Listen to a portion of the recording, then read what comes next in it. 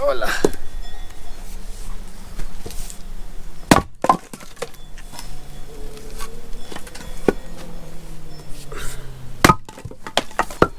Fine settembre.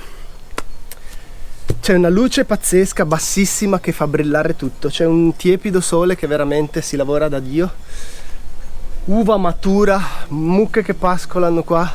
Situazione ideale per fare questo lavoro. A proposito di vacche al pascolo, l'altra mattina ero lì nel prato, proprio qua davanti a casa, 50 metri da dove mi trovo ora. Ero con le capre, i cani e le vacche. E a un certo punto sento dal bosco scendere giù qualcosa di corsa. Normalmente sbuca o un capriolo o un cinghiale, e difatti sbuca un capriolo di corsa, e subito dietro vedo un altro animale che pensavo fosse un secondo capriolo, ma in poco mi rendo conto che è un lupo.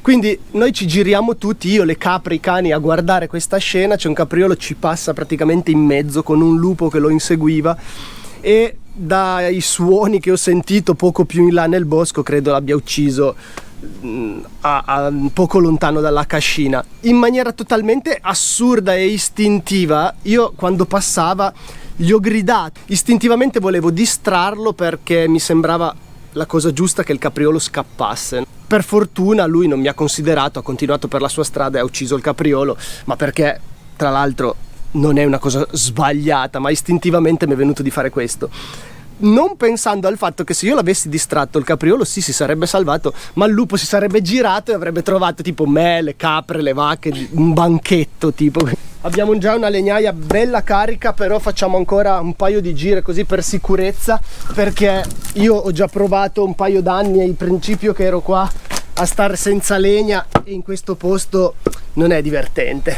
Sono stato tipo delle settimane con 4 gradi dentro casa solo perché non avevo fatto abbastanza legna, e qui tipo a marzo a volte viene 1 metro di neve, sono 3 gradi dentro casa.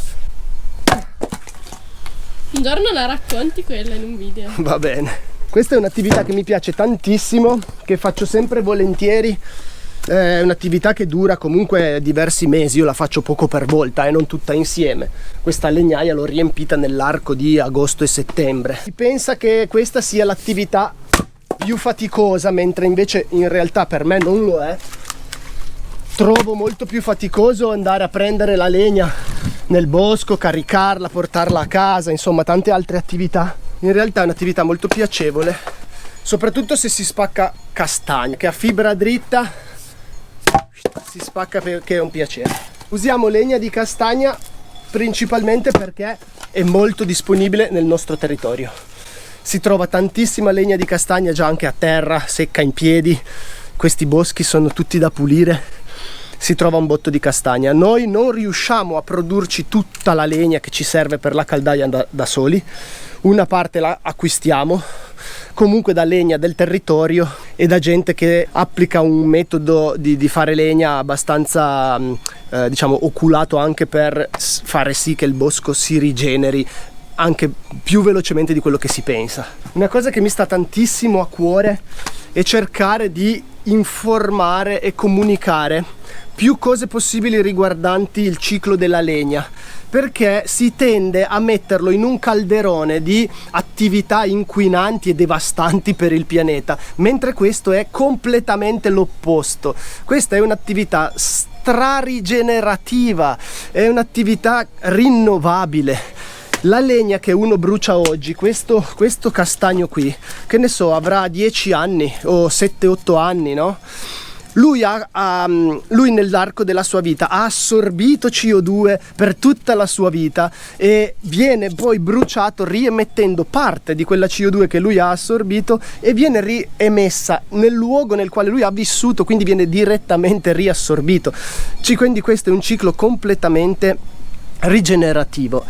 Inoltre la combustione della legna non ha niente a che vedere con la combustione di combustibile fossile come gas, GPL, petrolio, eccetera eccetera, gasolio, benzina, no?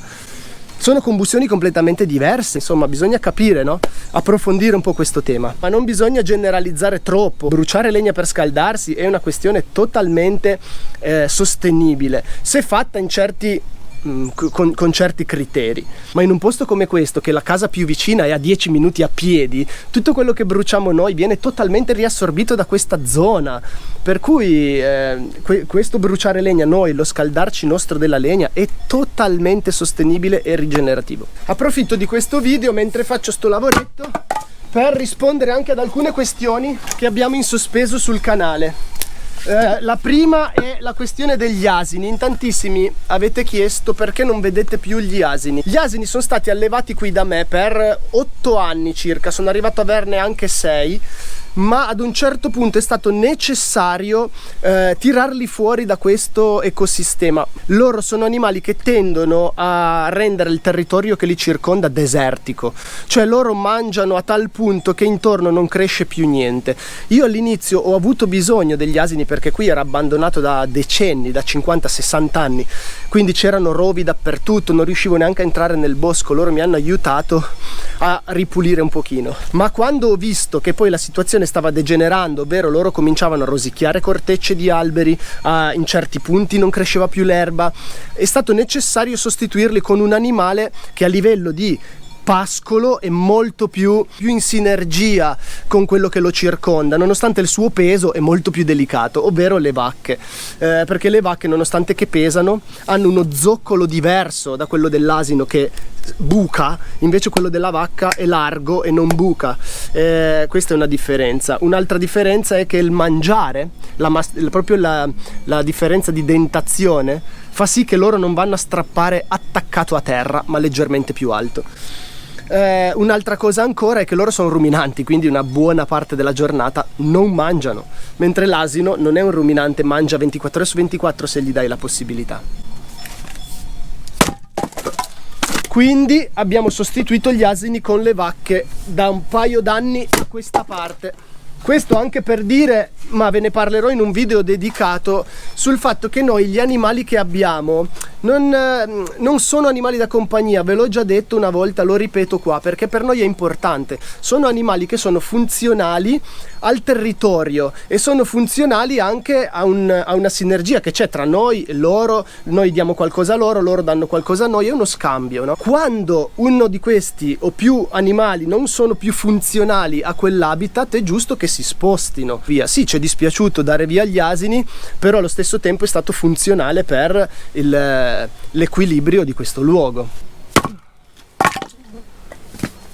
Un altro punto interessante da toccare è quello delle collaborazioni. No, a noi non capita spesso, raramente, non so, sul canale ci sono più di 200 video, avremmo fatto 3-4 qualcosa che magari noi abbiamo acquistato e ci è piaciuto particolarmente e ci siamo sentiti di condividerlo con voi. È capitato raramente, ma abbiamo rifiutato decine e decine di email di collaborazioni varie con aziende che magari ci proponevano e ci regalavano anche oggetti, cose, no, da provare, ma che a noi non servivano realmente. Sarebbe stato soltanto un farlo per mostrarlo a voi, però abbiamo sempre rifiutato, non ci è mai piaciuta questa cosa. È quasi sempre capitato perché noi avevamo bisogno di qualcosa, per cui abbiamo cercato, ci siamo informati, abbiamo acquistato e poi quello che ci è piaciuto lo abbiamo comunicato anche a voi. Non mi va di demonizzare la questione collaborazioni. Perché dico questo? Dico questo perché io, per esempio, in passato e anche recentemente sono andato a rivedermi tutti i video di un canale YouTube che ho guardato anni fa, che adesso non credo pubblichi più, ma sono andato a rivedermi tutti i suoi video ed è un ragazzo che adesso mi sfugge il nome, ma il canale si chiamava tipo Pachamama, azienda agricola Pachamama, qualcosa del genere. Sono sardi e lui per esempio ha fatto un botto di video tutorial anche su attrezzi agricoli, trattore, attrezzi da attaccare al trattore, lavorazioni, come si fanno, insomma una roba super interessante che io per esempio ho imparato tantissimo, no? E lui stava facendo collaborazioni con diverse aziende di trattori, di attrezzatura, e grazie a quelle io ho imparato di brutto, grazie alla sua voglia di fare quelle recensioni, no? Per cui non tutto è spazzatura quello che arriva da YouTube in generale, dai social forse in generale, e anche dalle collaborazioni che a volte si possono fare con certe aziende. Mi aggancio con un'altra piccola cosa. Ci hanno comunicato recentemente, ci hanno mandato un messaggio dicendoci che ci sono delle nostre immagini, dei nostri spezzoni di video che girano su Facebook, su TikTok, su tutti i social vari. Noi non abbiamo nessun social, noi facciamo solo questi video su YouTube, non abbiamo Instagram, mai, non so neanche cosa sia, non so cos'è TikTok, mai usato nient'altro. Quindi se vedete nostre immagini su altri social è perché qualcuno le prende e le usa, ma a noi tra l'altro non è che ci frega granché, alla fine cosa possono far vedere noi che spacchiamo la legna, voglio dire. Per cui grazie per chi ce lo ha segnalato, non saprei neanche come evitarlo. Fintanto ovviamente che non sono cose, non so, che tipo superano delle soglie, però noi non le vediamo neanche, per cui se le vedete voi magari avvisateci, noi però non abbiamo accesso a nessun altro social, non vediamo niente, quindi se voi vedete qualcosa fate bene ad avvisarci. Questo facilita parecchio, Questa ascia intanto ha il manico cavo ed è super leggera. Poi ha questa forma un po' particolare che quando entra dentro il pezzo lo spacca molto facilmente, quindi veramente valida, ed è la Fiskars. Fiskar. Questo non è una collaborazione, offendive non Fiskars, ma mi se non dire di Ars. Comunque l'attrezzo è molto valido, devo dire, veramente, ma l'alternativa è una cosa che adesso è sotterrata qua se riesco. Questa è molto pesante, però ha il vantaggio che puoi battere certi pezzi che non si spaccano, soprattutto se sono grossi. Uno lo pianta e poi con la mazza tum tum tum e lo spacchi pian pianotto. No, mi hai dato il pezzo dei bambini, mi hai dato. E intanto spaccalo il pezzo dei bambini.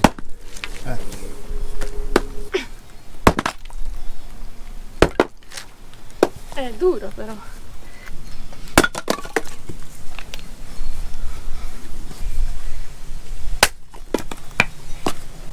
Mi è caduto, sembra che non l'ho spaccato. Però l'ho spaccato. Stavo per dimenticare, questo è un appello incredibile che faccio a tutta chi ci guarda in tutta Italia. Ho bisogno di informazioni in merito alle ghiande, ovvero ho bisogno di sapere se le vostre querce stanno producendo ghiande. Noi siamo disperati perché sono 2 anni consecutivi che abbiamo un bosco che all'80% sono tutte querce, non producono ghiande. Zero, ma non una, zero, non c'è produzione di ghiande da 2 anni consecutivi, e questo per noi è un danno gigantesco, perché le capre, oltre che per gli animali selvatici eccetera, ma le capre pascolavano fino a fine anno, fino alla neve praticamente, mangiando ghiande, e anche allo sciogliersi della neve mangiavano ancora ghiande in primavera. Mi date qualche riscontro se le vostre querce stanno producendo ghiande oppure no? Con questa gira che è abbastanza abbondante dovremmo quasi riuscire a tappare la nostra legnaia. Ci sono anch'io. Pensate che la prima cosa quando io sono arrivata qua, che Leo mi ha fatto vedere, no, poteva essere qualsiasi cosa, una stanza, ci sono 1000 cose in questo posto, l'orto, e invece mi ha portato qui nella legnaia, mi ha fatto vedere la legnaia per farvi capire quanto è importante per noi avere una riserva del genere di legna. Io vado fiero, sono 10 anni che spacco a mano tutta questa roba ogni anno, ne vado veramente fiero.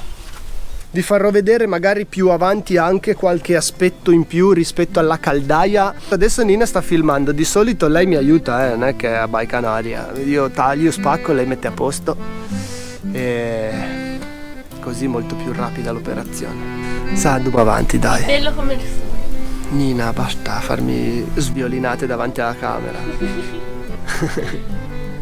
Così vedono, bisogna dirlo alle persone che sono belle, che sono brave, che gli vuoi bene. Vero, sono d'accordo. Arvezze.